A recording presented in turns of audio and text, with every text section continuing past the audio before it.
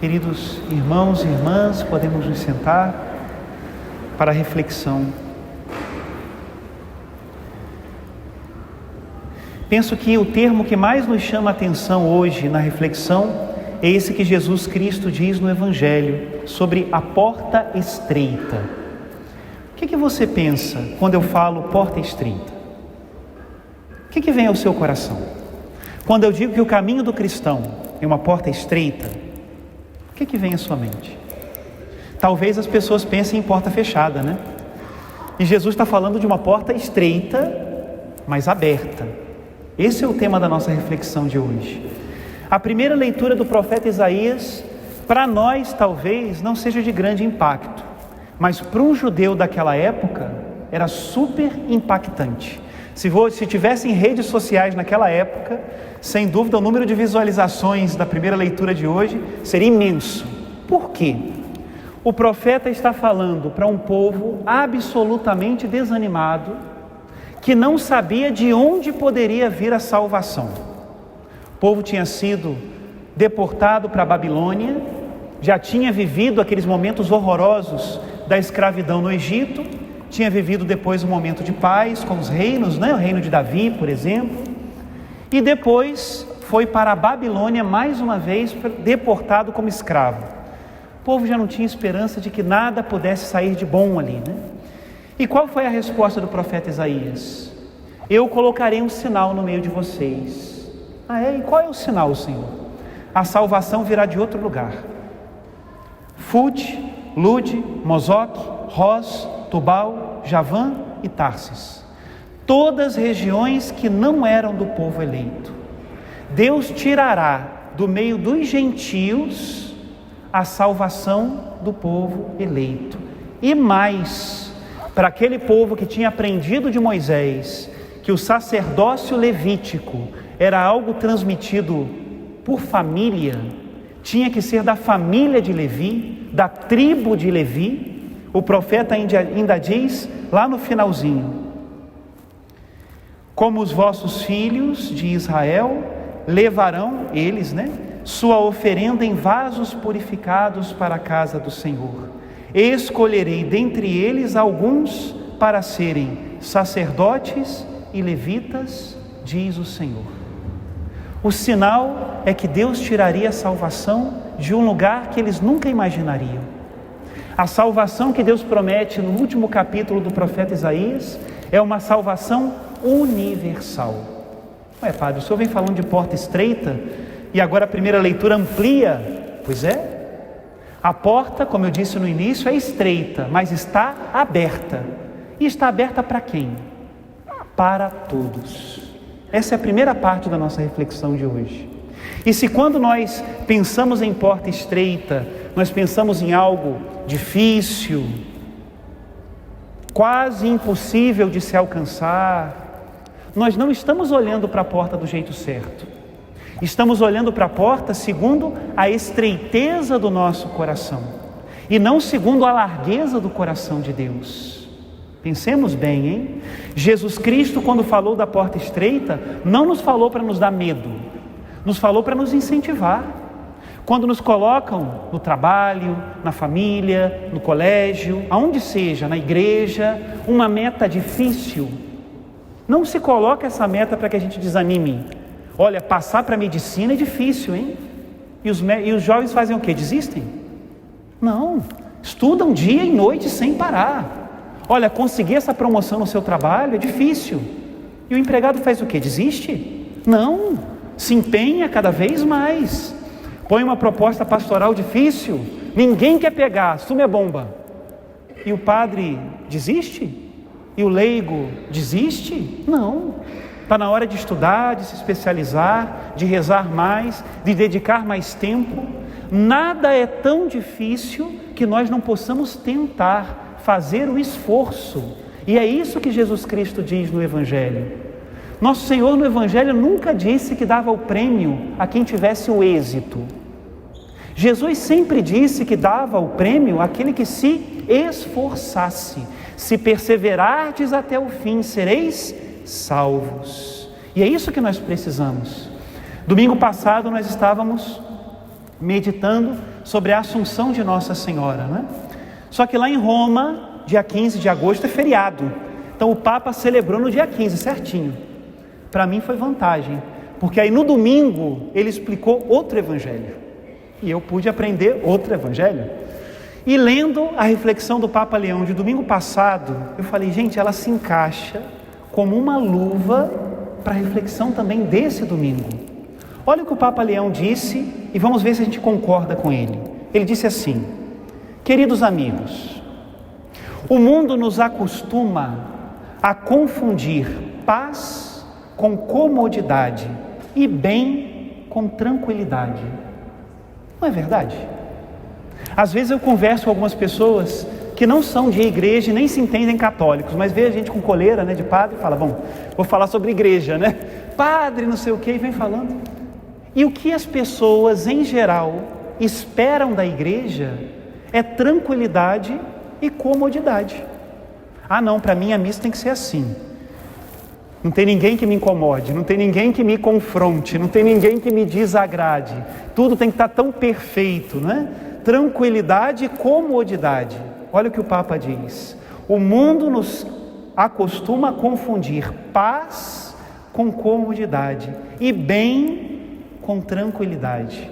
E aí ele vem continuando na homilia dele: por isso, para que a sua paz, o shalom de Deus, venha até nós, Jesus precisa dizer: eu vim trazer fogo à terra, e como gostaria que ele já estivesse ateado. Nós viemos à igreja para que Jesus bote fogo em nós. Nós estamos no caminho da porta estreita, mas não é o caminho do desânimo, pelo contrário, é o caminho do ânimo. E continua o Papa: talvez os nossos próprios familiares, como anuncia o Evangelho, e até mesmo os amigos, se dividirão nessa opinião. Alguém recomendar-nos-á: não se arrisque, se poupe, porque o importante é ficar tranquilos. E os outros não merecem ser amados. Jesus, pelo contrário, mergulhou corajosamente na nossa humanidade. Eis o batismo de que ele falava, o batismo da cruz, uma imersão total nos riscos que o amor comporta. Quem ama se arrisca. É por isso que nós vivemos hoje um mundo de tanto isolamento, onde eu não quero ter contato com as pessoas e até pago para não ter contato nem com o entregador da pizza da minha casa. Porque amar é arriscado. Encontrar-se com uma pessoa é um perigo, porque uma vez que ela entra na minha vida e eu entro na vida dela, já existe um certo compromisso, nem que seja o compromisso da boa educação. E o grau do amor anda tão baixo que nem esse bom compromisso nós queremos. Pedir a Jesus a graça é pedir a Jesus a força para passar pela porta estreita, e não a graça da comodidade e da tranquilidade, porque isso ele nunca prometeu. O padre Zezinho costuma usar a expressão a paz inquieta.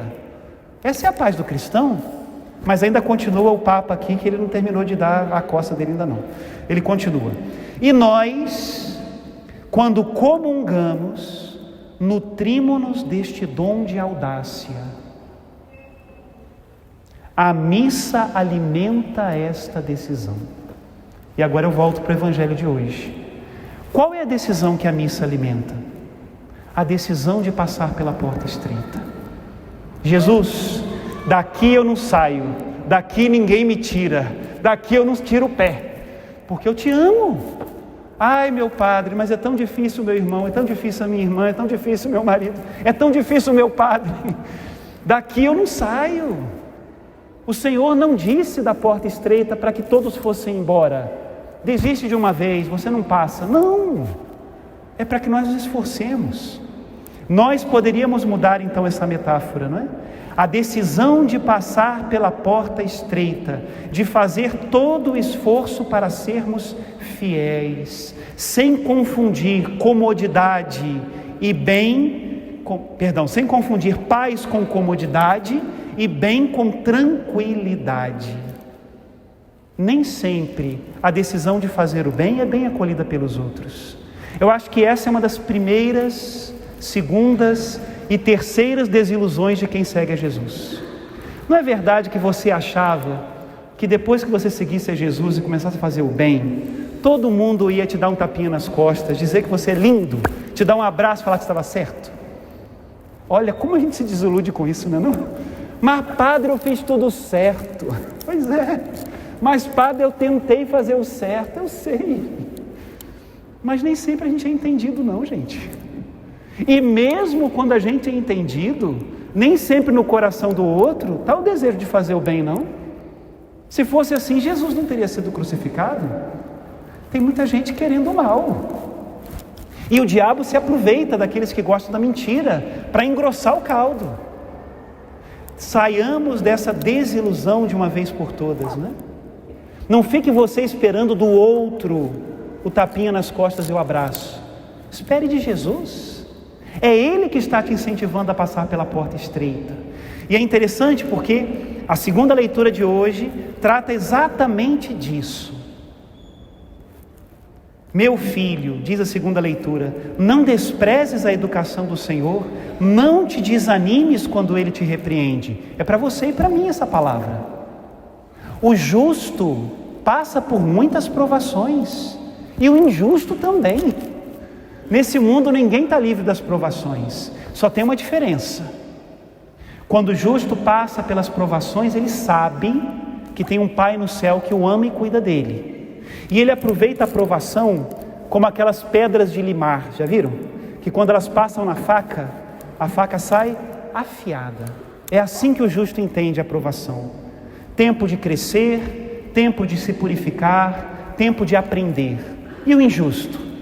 O injusto só vê a provação como uma prensa, sem sentido. Como a vida termina aqui, como o que vale são as coisas daqui, como eu não tenho o sentido da eternidade, tribulação não tem sentido nenhum para o injusto. E talvez para alguns de nós que estejamos aqui, se o nosso olhar está nublado para as coisas eternas, também para nós a tribulação não tem sentido. Então escuta de novo a palavra do Senhor. Meu filho, não desprezes a educação do Senhor e não desanimes quando Ele te repreende. Por quê? Pois o Senhor corrige a quem Ele ama e castiga a quem aceita como filho. Olhar para a eternidade, senão não tem condições de dizer que as coisas têm sentido, né? Continua a segunda leitura. No mesmo momento, nenhuma correção parece alegrar, mas causa dor. Depois, porém, produz um fruto de paz. Olha aí a paz que não pode ser confundida com a tranquilidade. E de justiça, que também não é comodidade. Produz um fruto de paz e justiça para aqueles que nela foram exercitados na provação. Portanto, firmai as mãos cansadas e os joelhos enfraquecidos, acertai os passos dos vossos pés, para que não se extravie o que é manco, mas antes seja curado. É interessante, a carta aos Hebreus sempre coloca as coisas em âmbito de comunidade. Quando alguém é firme na provação, ele edifica a outro. Quando alguém acerta o seu passo, ele cura a outro. Quando alguém caminha de acordo com Jesus, ajuda que o outro também caminhe de acordo com Jesus. E olha a diferença. A tribulação que parecia que era para a morte, termina dizendo, mas que seja curado. Já não estamos falando de um sofrimento que nos esmaga, mas de um sofrimento que nos cura. Se você, meu irmão e minha irmã, já tem uma caminhadazinha de fé, uma caminhada de igreja, vai dizer que Deus nunca te curou pelo sofrimento? Se nunca te curou pelo sofrimento, continua caminhando, hein? Está faltando um pouco aí. Porque muitas vezes é ali que nós aprendemos. Aprendemos a ser mais discretos com as palavras. Aprendemos a ter um olhar de compaixão com o meu irmão. Minhas dificuldades, minhas tribulações são joias preciosas. Quem nunca foi caluniado não sabe o valor de uma palavra e continua caluniando o seu irmão. Quem nunca foi desprezado não sabe o valor de um olhar e continua desprezando o seu irmão. Olha para as tuas feridas, são joias preciosas. Com elas Deus te faz compassivo. Por elas você entrará na porta estreita e chegará no céu. Essa é a verdade. Começam perguntando para Jesus uma coisa matemática, né? Jesus, é verdade que são poucos os que se salvam? Jesus começa a resposta tirando da matemática. Que todos se esforcem, fazei todo o esforço para entrar pela porta estreita.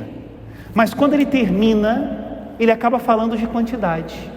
Muitos virão do Oriente e do Ocidente, do Norte e do Sul, e se sentarão à mesa do reino de Deus, com Abraão, Isaque e Jacó. Aumentamos aqui a porta, não a porta, né? Mas aqueles que tentam entrar pela porta. E meus irmãos, muitos tentam. Se tem uma coisa diabólica no meio da igreja, é aquele sorrisinho de canto de boca de quem não confia na santidade do seu irmão.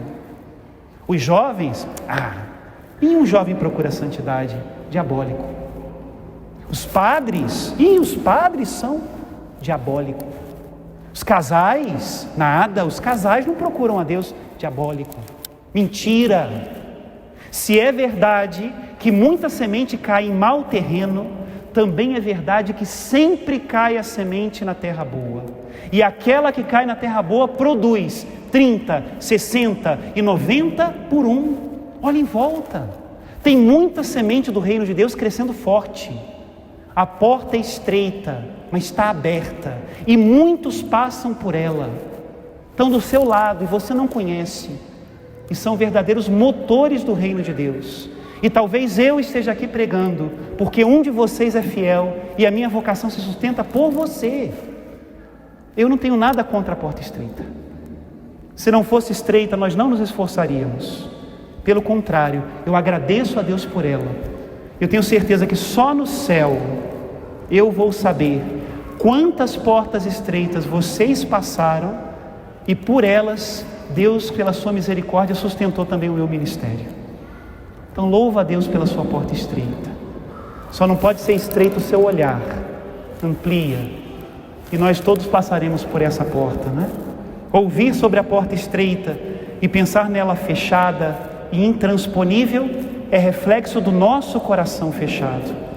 Jesus não nos falou hoje sobre porta estreita e correção para nos desanimar, mas para nos incentivar a tentar.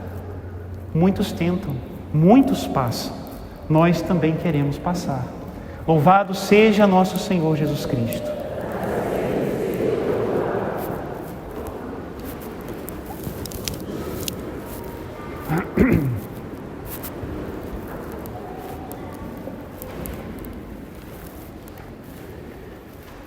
A carta aos Hebreus, irmãos e irmãs, tem um momento muito bonito em que ela fala de uma nuvem de testemunhas.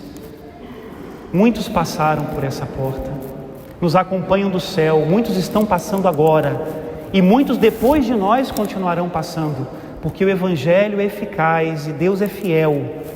Com todos eles e elas, professemos a nossa fé. Creio em Deus Pai, Todo-Poderoso,